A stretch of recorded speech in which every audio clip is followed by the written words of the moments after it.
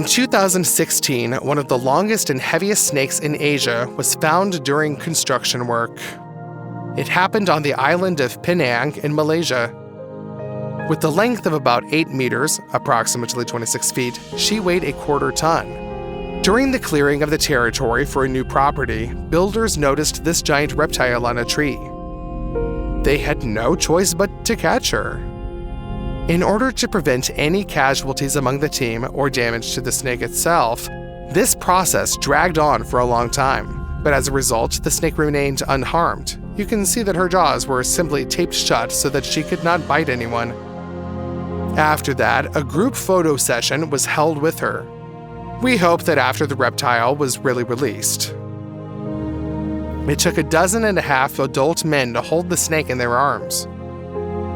This snake broke the record, which has been held for years by a snake named Medusa. This is the name of the reptile, which is kept in Kansas City and has long been considered the largest snake that lives in captivity. Charming, don't you agree? Doesn't she deserve your like? In general, Medusa is not just a snake, but a real favorite of the house with the colorful name The Edge of Hell. This is an unusual place that has a reputation as a haunted house.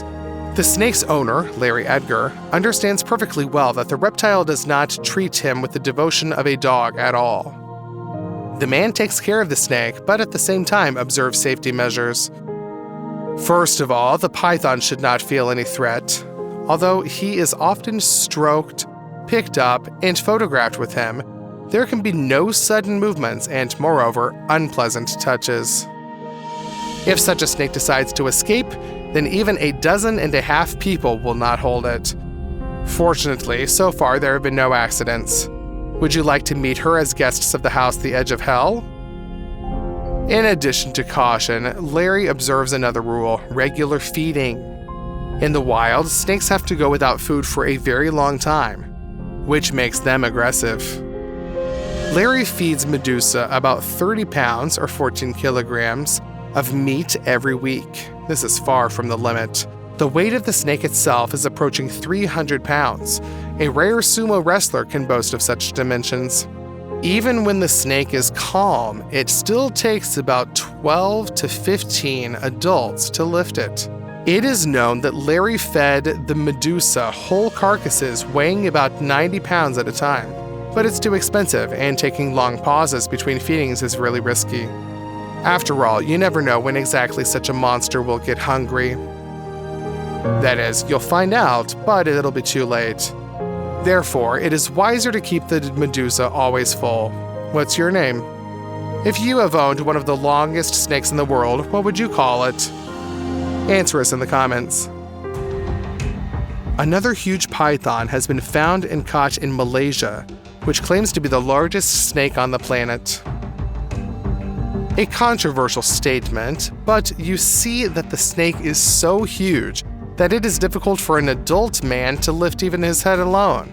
People who have caught the reptile claim that it is almost twice as large as other snakes of the same species.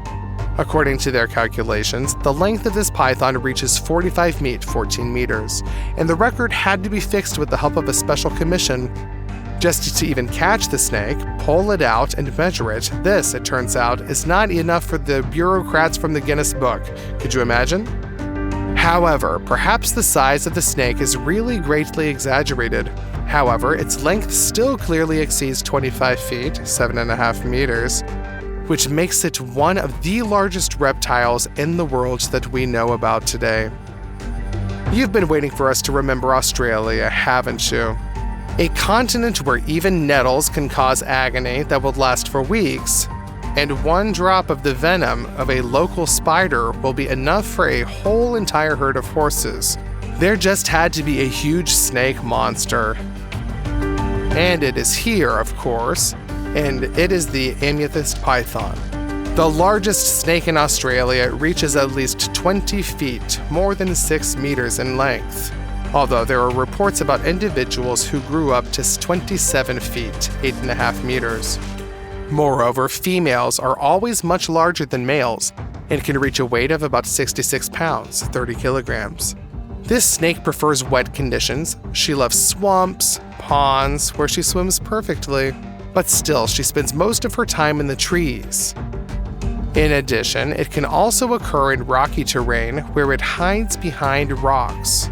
Therefore, it is not as heavy as many other huge pythons, but probably the most beautiful. Its scales not only can vary greatly in color depending on the habitat conditions, but also have a bright metallic sheen. But it's better to admire this reptile at a respectable distance, don't you agree? The amethyst python relies most of all on its ability to feel the heat from afar, which is released by the organisms of animals, so it is most often to hunt mammals. For example, it attacked small kangaroos and other marsupials, and also sneaks into farms where he attacks pets. The huge length and mass, of course, is cool and solid, but the gradual increase of any animal species is much slower than the decrease due to unfavorable conditions. That is, it takes literally a couple of generations of living in poor conditions for a young snake to become much smaller than its ancestors. But if the living conditions improve again, the former dimensions will return only in 100 years. This means that animals grow to huge sizes only thanks to really good conditions. At least thanks to the presence of much more food. But why do snakes need such dimensions? A huge length is most often, though not always, needed by those snakes that hunt without poison. For them, size is a weapon, and the way they hunt is both frightening and fascinating. During hunting, such a snake either lies in wait for its prey, or slowly moves along the forest floor to remain unnoticed and sneak up to the strike distance. When prey is nearby, the snake makes a lightning throw. Instead of one pair of huge fangs, like venomous snakes, pythons and boas have a whole set of small but very sharp teeth that are bent inside of the mouth. She holds her prey with them. It is not easy to escape from the grip of such jaws, but the bite is only the first part of the strategy. As soon as the snake stuns its prey, it should immediately take advantage of its shock and pounce with its whole entire body to start wrapping around the victim. These snakes are unable to chase, so if the victim can escape or fight back, the reptile will be left without lunch. Therefore, the main task of the snake is to immobilize the enemy. And that's why so much weight and length are needed. The whole body of the snake is its weapon, because from the neck to the tip of the tail, it has very powerful muscles. With their help, a python or a boa constrictor shoots itself during a throw, and also wraps around the victim and strangles her. During the struggle with the victim, the reptile, of course, will not look for a long time for the neck of the prey to twist it. Instead, the snake completely captures the victim's body, and then the fight goes according to two scenarios. If the victim is not very big, then the snake crushes her ribs, so the main damage is caused by damage to internal organs. And if the victim is comparable to a snake in size or even larger than it, then the snake can no longer cause such injuries, and then it strangles for real and in a very unique way. The victim is in shock and breathes quickly to increase the blood flow and give the muscles more strength to resist. But each subsequent breath turns out to be smaller and weaker than the previous one, due to the fact that the snake squeezes the chest and stomach with each exhalation of the victim. Sooner or later, if the prey could not escape or injure the snake, it finds itself trapped. The lungs simply do not have enough space to straighten out on inspiration. Such a giant as an anaconda can catch and eat an entire adult crocodile in this way. And deer and capybaras are generally easy prey for her. Scary, don't you agree? Well, that's not the worst part, because these snakes only have prehensile teeth. They can neither tear off pieces of meat nor chew them, so they swallow the victim whole. To do this, the snake stretches the throat and slowly, with effort, pushes the prey into the stomach, where it will be digested by the predator's body for weeks. At the same time, such snakes can use their incredibly powerful muscles not only for hunting, but also for climbing trees. With its huge mass, an attempt to simply crawl up a vertical smooth column for a snake will obviously end in failure. Therefore, boas of different species have developed their own style of climbing trees. They encircle the pillars with rings, after which they consistently move upwards, pulling up each subsequent bend of their body.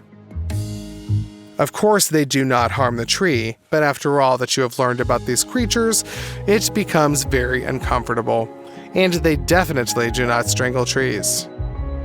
In any case, this manner of climbing allows even the largest specimens to climb closer to the crown of dense tropical forests, where they can hunt primates and birds. Water residents should not feel safe either. These snakes swim just perfectly. According to some reports, an anaconda can reach a speed of about 15 miles per hour, 25 kilometers per hour, in the water. That is more than twice as fast as the human swims. So if you are somewhere in South America splashing in the rivers and from afar you notice a snake swimming towards you with unhealthy interest, your only chance is to get out of the water as soon as possible.